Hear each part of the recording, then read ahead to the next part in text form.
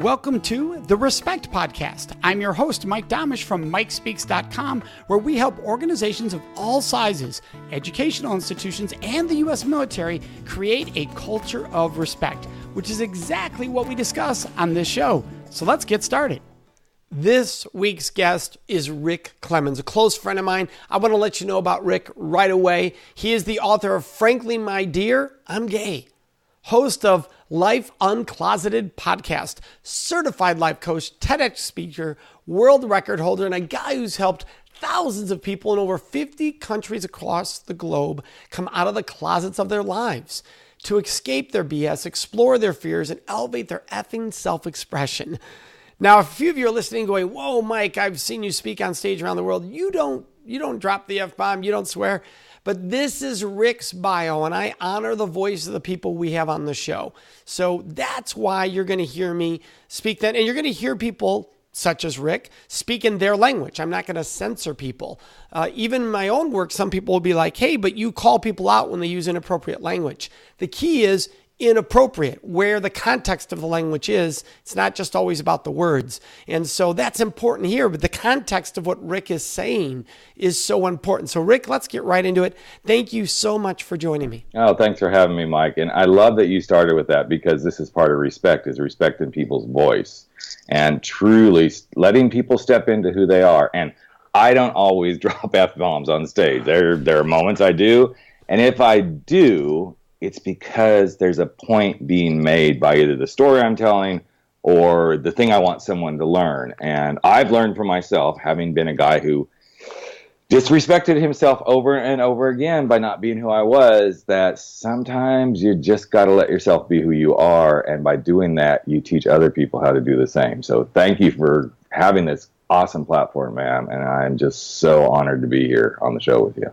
Well, I'm thrilled to have you here. Let's get right into that, because your life history talks a lot about one's voice and gaining that voice back and that journey. And let's talk about how respect plays a role there, because I think a lot of people don't think about respect on the self journey of coming out, from whatever that coming out means. So to give all of our listeners and viewers a little background, when people hear, Life Uncloseted, Frankly, My Dear, I'm Gay, they're probably thinking, there's got to be a story there. There's some ties there. So, Rick, can you share your personal story? There's no story. It's just something I picked up and said, hey, let's go do this, right? Of course there's a story. And, I kind of already alluded to it, but there was so much in my life that I disrespected myself because I was trying to live by other people's standards. And I'm so blessed that I did, because I wouldn't be here today if I hadn't disrespected myself. I came out to my parents when I was 19 years old, and they pretty much said, no, you can't be that. There was a little bit of faith-based stuff going on there, and I'm glad they did, because that was right at the beginning of the AIDS epidemic. And I know myself, now that I can, the wise one, as you lose more hair, you become wiser and wiser and wiser. And I realized that had I come out back in 1982, when I told my parents fully come out, you and I wouldn't be having this conversation. I just know it. I know it in my heart. I know it in my soul, because I was naive. I was immature. I hadn't had any kinds of sexual experiences, so to speak, at that point in time. And I honestly believe that I would have become a little rebel and probably would have contracted the virus and wouldn't be having this conversation. So then we roll almost double that amount of time forward. I was 36. Is it okay to pause there, Rick? Because I think there's a lot of powerful stuff there. One, when you came out and your parents said no, you went back in. Yes, I did. Okay, which a lot of people don't realize happens. I think everybody thinks, once somebody's out, they're out. But you're well aware that's not the case. That's why I do the work I do today, is because so many of my clients are older, and I'm going to kind of Thanks for pointing at me, by the way, Rick. For anybody who can't see, Rick went older with his hands right at me. Yeah, exactly. We're all. But it's and no, somebody might be asking, am I a client? No, Rick and I are friends. No. Not that being a client of Rick's would be anything but wonderful. But yes, so continue, Rick. Well, so it's so interesting. So I say older in general, but what's so fascinating is my work started with people like myself, 35 plus. All the way up. I mean, my oldest client was 72 when he came out of the closet. And what I've found is many people go back in the closet. Now, here's the interesting thing, Mike, is in the last couple of years, I have still had young people come to me and go, oh, I'm about to get married. I think I shouldn't, the stories unfold. And in 2 cases, they actually went back in the closet. And I was fully supportive of their decision, because my role as a coach is not to say, go do this. My role is to help you become comfortable and respectful in your own right of who you are. And so it's been really an interesting journey. In fact, when my book came out, what I was shocked the most by is the younger people who came to me and said, I'm talking in their 20s, okay? So that's what I mean when I'm young. I'm like almost 55 myself here. That the young people who came to me and said, I'm so glad you wrote this book, because, I'm way behind the 8 ball. And I'm sitting there going, 22 and you're behind the 8 ball, but you have to put it in perspective of where we are today. Kids are coming out at 8, 9, 10, and it's amazing to hear those stories. So, yeah, that respecting of yourself and realizing, I might have to respect myself and go back in the closet is so that you can, as I love to say, percolate and let the yeast rise in your life and finally go, okay, either this is where I'm supposed to be, which is a path, or, wow, I'm going to do this and it's going to happen much later in life. Well, very powerful. So, Rick, right there, you talked about the fact that, people choose to go back in, and that you support this because this is their journey. You said, hey, I'm glad I went back in when I did, because I think I would have been, by what you were saying, I don't want to change your words, but exploratory in that rebellion stage, and therefore not as safe in decision-making. Is that considered controversial? Of course it is, because people then can come back at you and say, oh, well, then you knew what you were doing. You were consciously doing this even though you know. And I'm going to argue that, yes, in some cases that is true. In my case, that was 50% true, but I was still trying to figure out, okay, but am I really gay, or is this just something part of my sexual awakening? Am I trying to figure it out? Other people, they will actually go back in and they push that way, way, way, way down. And there is no acting. There is no, going forward and exploring it. It's like, nope, this is where I'm supposed to be. And then something happens. And that comes rushing back forward. So and that's only 2 examples. I mean, there's lots of different ways that people will go do this. And it's not just in sexuality. I have kids that I talk to at university that literally have shown up. In fact, here, you'll love this, Mike, because I know you do this too. I was in a classroom one day, and just in the moment, I had this brilliant question of like, okay, I'd like everybody to close your eyes and nobody peek, and I'm going to ask you a question. How many of you in this classroom are here at college pursuing a major or a path that is because someone else told you this is what you're supposed to do? 50% of the room raised their hands because they were in college pursuing a major or a direction because mom and dad, someone else said, this is what you're meant to do. And that was so impactful and so powerful because it drove home that same exact story that I just told them about myself going back in the closet. Yeah, absolutely. And I could see, are there people that would say that, as Rick, since you're out, how can you be telling others it's okay to go back in? Because it's their life. No, I'm not saying that that's what I'm preaching, but I can see that pushback. Yeah. Oh, it happens all the time, and that's where I say my job as a coach is not to say this is what you should do. My job as a coach is to help people find their path to their truest essence for themselves.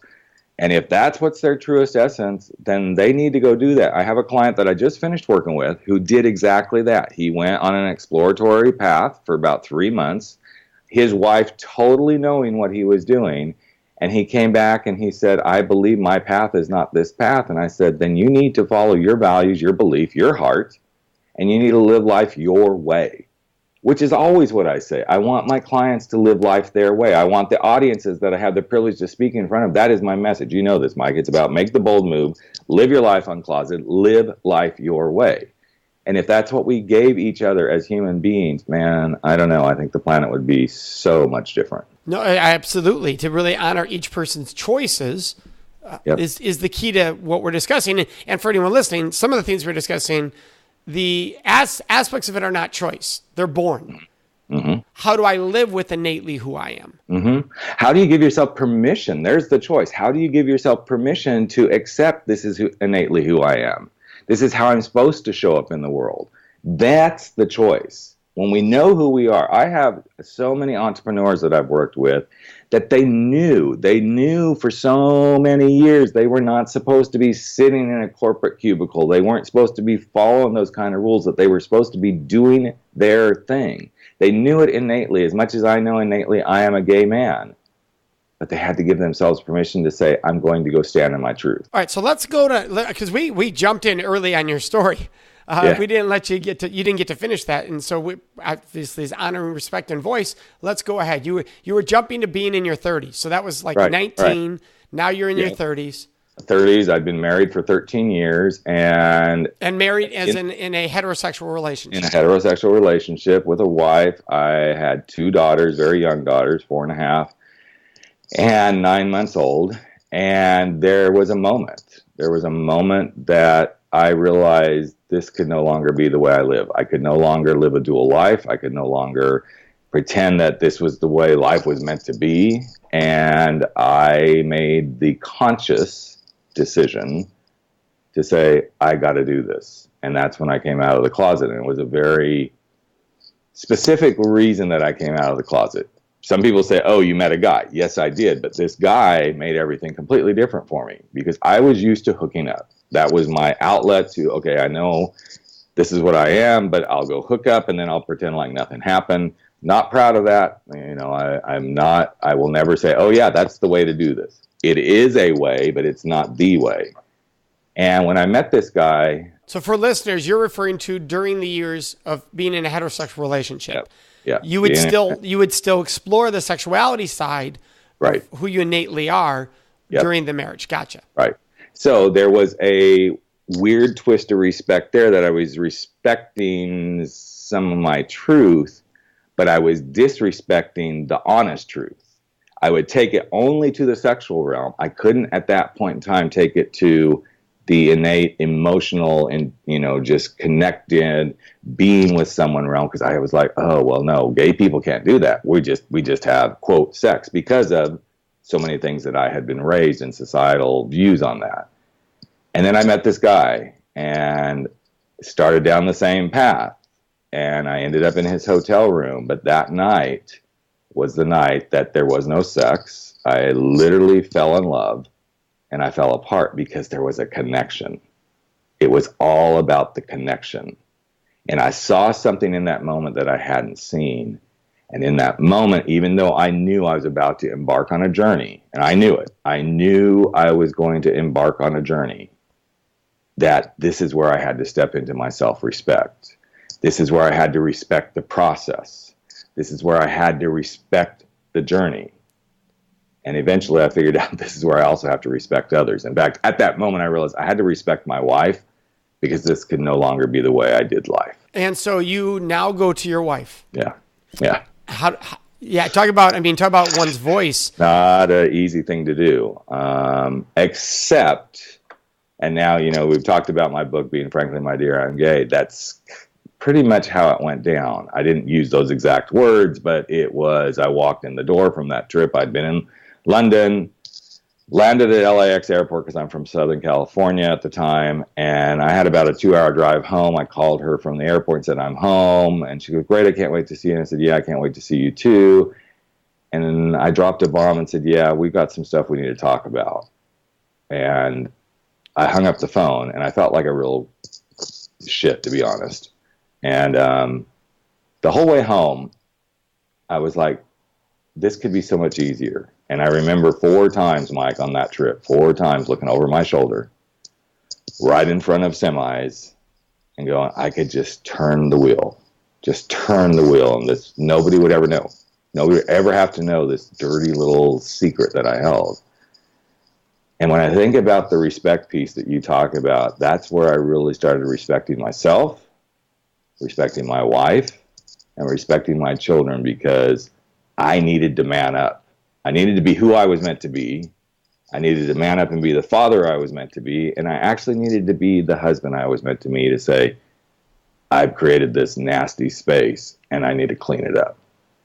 And I walked in and I literally said to her, I love you and I care about you, but I'm gay and this isn't going to work. And of course, not pretty stuff happened. I was literally out of the house that night. Justifiably so. I mean, justifiably so for her. She was upset. And through a lot of work and everything, we made it. We made it through. We've continued to raise our children. And kind of back to what I said just a minute ago, I had to respect myself. I learned to respect the process, because it is a process coming out. No matter what that coming out is, there's a process. I mean, even becoming speakers like you and I have, there's a process to respecting the process of being a speaker, and to respecting the journey of being a speaker, and respecting others as you go through that journey. And those are 4 huge pillars that I think a lot of people will miss as they come out of the closet, whatever it is. I've seen people come out to be an entrepreneur and they respect themselves, but they don't respect the process. They don't respect the journey. And then they sure don't respect others. They want everybody else to tell them exactly how to do it, what they need. And it, like, thanks, good, got it. And there's not really a genuine thanks. There's not a thing. And then they think, okay, now here I am. I'm supposed to do this. But they haven't respected the process, and they haven't respected that there's a journey. And this is what I love about doing what I do, because I can take this and really overlay it into, you want to do this? Great. What is it you need to do first? Well, you got to respect yourself. Now, some people will miss that piece altogether. They'll do this because they think, okay, well, this is what I need to do. And people are like, yeah, this is what you need to do. But guess what? As soon as they keep listening to what somebody else says they need to do, I have a really good friend who so badly wants to run his own business. And you can, I'm sure you can relate to this, Mike. He keeps going to people, and then he'll adopt what that person says. And then he'll adopt what the next person says. And then he'll adopt what the next person says. And at the end of the day, he doesn't respect himself, because he won't allow himself to say, here's what I want to do to run my own business. He won't listen to his the voice inside himself. So, Rick, how do you respond to the person who says, wait a second, why am I listening to this expert, Rick Clemons, who disrespected his relationship for all these years by living a lie? And I'm not saying that you and I both know that that statement, living a lie, is overused. It can be harmful. Yep. But why am I listening to this person who cheated, who wasn't himself? Why is this a person I'm going to listen to when it comes to respect? Because I think I bring forward the insights of, wow, when you can see that, then you're able to help other people see it. If you haven't lived it, if you haven't done it, you can't teach other people. And you can't keep learning yourself. That's the place where I think it starts. You keep learning yourself. And I don't do this because I want to teach people. I don't do this because I think I'm a guru or an expert. I do this because I want to help people avoid the pain. None of us wants to live in pain. And this was not easy. This was not pain-free. This was not stress-free. In fact, I was so stressed out that first year coming out of the closet that I literally lost 120 pounds. And when people saw me, here's where it was really interesting. So let's roll back to when I was 19 and didn't know anything about HIV and all this stuff. So now we're 1996. Things are still being figured out, right? I lost so much weight that people thought, oh my God, he came out of the closet and he's positive. Because I looked skin and bones. Now, those of you who can see me now, you can see I'm a fluffy guy now. So no, I'm not skin and bones. But it was that thing where I had to learn this, and now I do this because I don't want anybody to not live their truth. That's why I go speak at colleges and universities, because I want kids to respect themselves enough in this moment, in this time, as they start college and university, to go, this is my life and this is how I want to live. Because you don't want to wake up at 30, 35, 40, 45, 50, 55 and go, oh, I could have done this differently. No, and I love that about you. And you're open and you're vulnerable along the journey. I mean, you're the definition of someone speaking their voice, respecting their voice, because you don't hold anything back when you're talking with people. And I love that about you. What are strategies you would give people, maybe questions, thoughts, skills they can use to help them find that respect for themselves? Because there's an interesting dichotomy in this conversation, right? Because you said at 19, I'm sort of glad my parents pushed me back in because of the danger I could have been in. But at the same time, that means we're talking almost 15 to 20 years of some form of not being able to live with that respect of yourself. Right. Well, the first thing that I like to ask clients is, do you want to end up here 20 years from now and still feel the same way you do? If you don't do this now, what's going to be different and what's going to be the same? Because it's all about getting to that emotional space, Mike. It's about figuring out anybody who's in pain, they don't want to feel it. So if they make this change now, what will be different? Let's pause there. That's so powerful, Rick, because this applies to so many things in people's lives. So can we go back and just say that question one more time? So if it was 20 years from now. Yeah. What would be different and what won't be different? Right. If you stay on this track, the key wording you used right where there was right. If you stay on this track, is this where you're going to want to still be? Is that what, if I remember right? Yeah. It's really, is this where you want to be? And if you don't stay on this track, what might be different? And it's not about having people predict their future. It's about inviting them to go explore that future. It's about giving themselves permission to even ask the question. So many people don't give themselves permission to ask the questions. And one of the best ways to do this, Mike, I think this will help your audience so well. If you're struggling with this thing, whatever it is, doesn't matter what it is, but if you're struggling with this thing and tomorrow morning you woke up and you had made the decision that thing it was time to give yourself permission to fix it, how much different might you feel just tomorrow morning if you went to bed knowing I'm going to fix this and you woke up tomorrow morning and you knew you were fixing it? I can guarantee you that one night's sleep will be completely different than all the night's sleep you've been having until this decision was made. It's very much where the 10-10-10 principle comes in. And that's this idea that in 10 hours from now, 10 days from now, 10 months from now, sometimes you'll take it to 10 years from now. Yep. How will I feel if I make this decision? Well, in 10 hours, I might be scared out of my mind. In 10 days, I might be dealing with some really difficult consequences of this. In 10 months, I could start to be feeling freedom. And in 10 years, I'm going to look back and go, why didn't I do this sooner? Is that very much in line with that? Yes, because here's one of the exercises I have my clients do, and it is the 10 levels. At a level 1, if you don't do this or you do this, what are you going to feel? And then at a level 2 and a 3 and a 4 and a 5, by the time you get to a level 10, if you do this, what will you be experiencing? The whole point is, I'm going to be scared to death at level 1, but by the time I'm living at a level 10 and I'm doing the thing I want to be doing, wow, I may be changing careers because I came out of the closet, because now I know I don't have to settle for anything. I may be going on that trip around the world. I may be deciding to have a child with someone new because my other spouse was like, I'm never doing this, and I was able to do the coming out journey. But I love the exercise because I have clients take at each level, what will you be doing that will then make things different? Is the number one fear the judgment of either family or colleagues that have that sort of a leadership role in our life, those that, we look to like parents?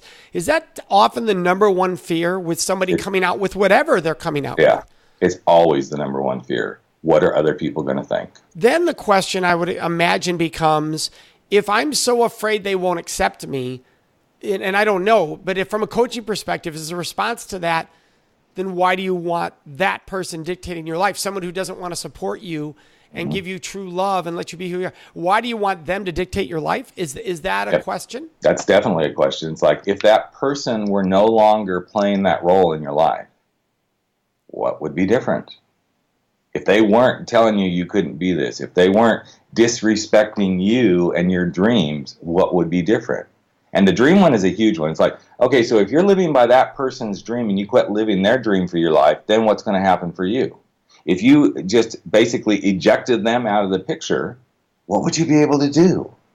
If you didn't carry the burden of them on your shoulders all the time, how much taller and prouder and powerful would you stand in your life?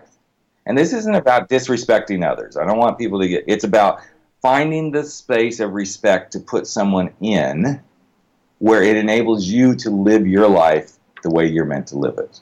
And we forget that you're going to gain new people in your life, because when you're in that realm, arena of respect, you draw people in. You draw like energy, like values, and you're going to be in a supportive environment, not instantly right away, but over time, you're going to have connections that are going to be powerful and wonderful if you're open to that, if you're truly respecting yourself and being open to the world. Well, Mike, as you were saying that, the first thing that went through my mind is that's exactly why you and I are even having this conversation. That is why you and I are friends. Because, yes, Jess introduced us, but Jess would not have introduced us if she didn't feel like, hey, these two guys, they belong in the same circle. And as we've gotten to know each other, it's because we do get each other. We get each other. We're totally different. Yes, you're a straight guy with kids. I'm a gay guy with kids. We have fun. We both have this quick wit. We know how to, but it's because we know we can operate in this space. And I drew you, you drew me because of how we show up in the world. Love it. I think that's awesome for listeners to think of who could I draw into my life if I could truly be me, if I could respect every element of me. That's so powerful. Rick, obviously your book's Frankly, My Dear, I'm Gay. What is another book that has impacted you along the journey? Well, it would be the one that I sent you, Mike, and you know which one I'm talking about. Yeah. So this is where I am going to drop the F-bomb. It's the subtle art of not giving a fuck. And when I read that book, I was like, oh my gosh, this is, if I could have written any book, that would have been the book. But I'm so glad that Mark Manson did, and read it. There's things in it that I don't 100% agree with, but for the most part, it's like spot on about how to truly live your life and live it in the right way, with respect for yourself, with respect for others, and truly step up to that space you're meant to live in. The book is so powerful. And like you, there are some examples he chose that I wasn't a fan of. I thought did some harm to our work, but that doesn't mean there's not some incredible lessons in that book and powerful lessons in that book. So I want to thank you so much for joining us, Rick. Oh, thank you, man. It's always a pleasure to get to do anything with you and to be a part of your journey and supporting the work you do. Well, thanks. For everyone listening, you can find Rick at rickclemons.com. We're going to have all of the links to his social media, his book, everything in the show notes of the Respect Podcast. Thank you for joining us for this episode of the Respect Podcast, which was sponsored by the Date Safe Project at datesafeproject.org. And remember, you can always find me at mikespeaks.com.